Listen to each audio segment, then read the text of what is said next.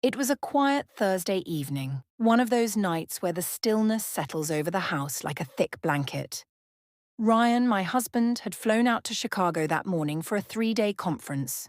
We'd said our goodbyes in the driveway at 6 a.m., his travel bag slung over one shoulder and a travel mug in his hand. He kissed me on the cheek and promised he'd call before bed. I smiled, waved him off, and then came back into the house, relishing the silence. I loved Ryan, no doubt about it. But after 16 years of marriage, a couple of nights alone sounded like a mini vacation. Just me, a warm fleece blanket, chamomile tea, and the Netflix queue I never got to touch when he was home. The house was clean, the candles were lit, and our son, Ben, was upstairs in his room. No doubt buried in his headphones and lost in one of those online games he always played. Ben had changed a lot over the past year. At 18, he was in that strange space between boyhood and adulthood. He was tall now, nearly 6 feet, with messy brown hair and a quiet way about him. He had once been a bubbly, energetic child who followed me around everywhere, asking endless questions. Now he barely spoke unless spoken to. I tried to tell myself it was just a phase that he was finding himself, that maybe college had shifted his priorities, but it didn't make the distance hurt any less. Around 9 p.m., I heard soft footsteps coming down the stairs. I was curled up on the couch halfway through a romantic comedy and looked up as Ben stood in the doorway of the living room. "Hey, Mom," he said quietly. "Hey, honey. Everything all right?" He nodded, then hesitated. "I was just wondering, do you want to hang out for a bit?" That surprised me. "Hang out? Yeah, I mean, since Dad's not home, maybe we could play a game or something like old times." A slow smile spread across my face. "You want to play cards?" He shrugged. "If you want." "Of course I want. You haven't asked me that in years." I set the remote aside, grabbed the deck of cards from the coffee table drawer, and patted the cushion next to me. Ben sat down and we started a few rounds of rummy. At first, it felt awkward. We fumbled through the rules, laughed at our own forgetfulness, and joked about who used to cheat more when he was little. But slowly the rhythm returned. We laughed more freely. I caught glimpses of the boy I used to know. After a few hands, we paused for snacks. I brought out popcorn and soda and we sank into the couch like two old friends. For a moment, everything felt perfect. Then Ben asked something that caught me off guard. "Mum, do you ever feel stuck?" I looked at him, puzzled. "Stuck? Like, like you're playing a part in your life, like everything's happening because it's supposed to, but it's not really what you want?" I paused, unsure how to respond. That's a deep question. He looked down, fiddling with the popcorn bowl. "I've just been thinking about you and Dad, your routine. It's like watching reruns. Doesn't it ever feel tired?" I set the cards down. "Ben, your dad and I have built a life together. A good one. It may not be flashy, but we're happy." He nodded. "But are you happy?" The question hung in the air.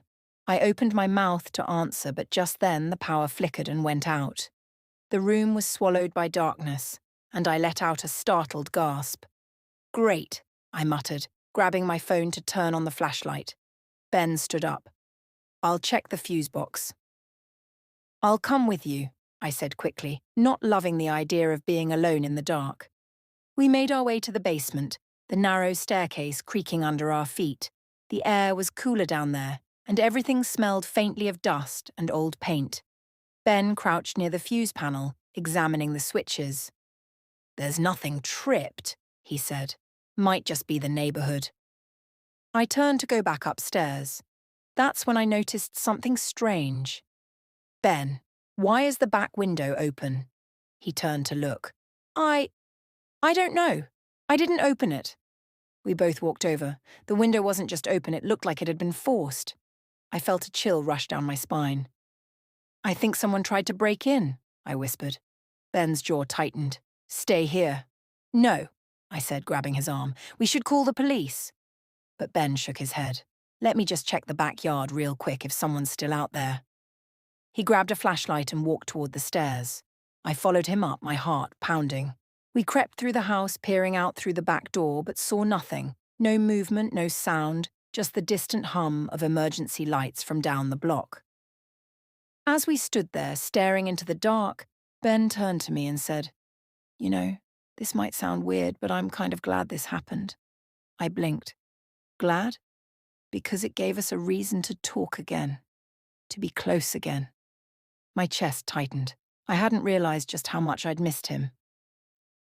"I've missed you too," I said softly. We locked the doors, closed the windows, and lit some candles in the living room. The power still hadn't returned, so we sat in the soft flicker of candlelight, both of us quietly thinking. After a while, Ben said, "There's something I need to tell you." And I didn't want to say it while Dad was around. I tensed. "Okay, what is it?" "I don't want to go to business school. I know that's what you and Dad wanted, but I want to do something else. I want to go into creative writing, maybe even screenwriting." I stared at him, stunned. "Ben, why didn't you just tell us?"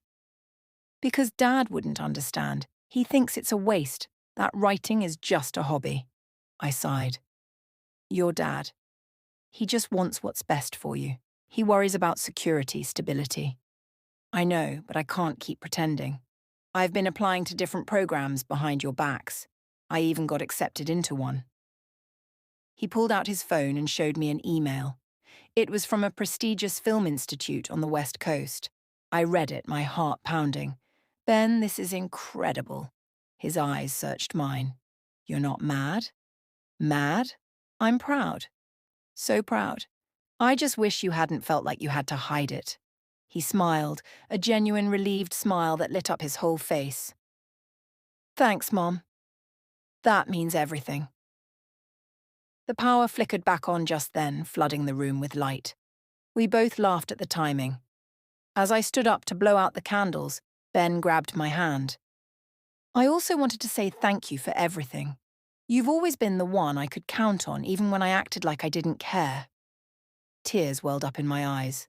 "I'll always be here, Ben, no matter what."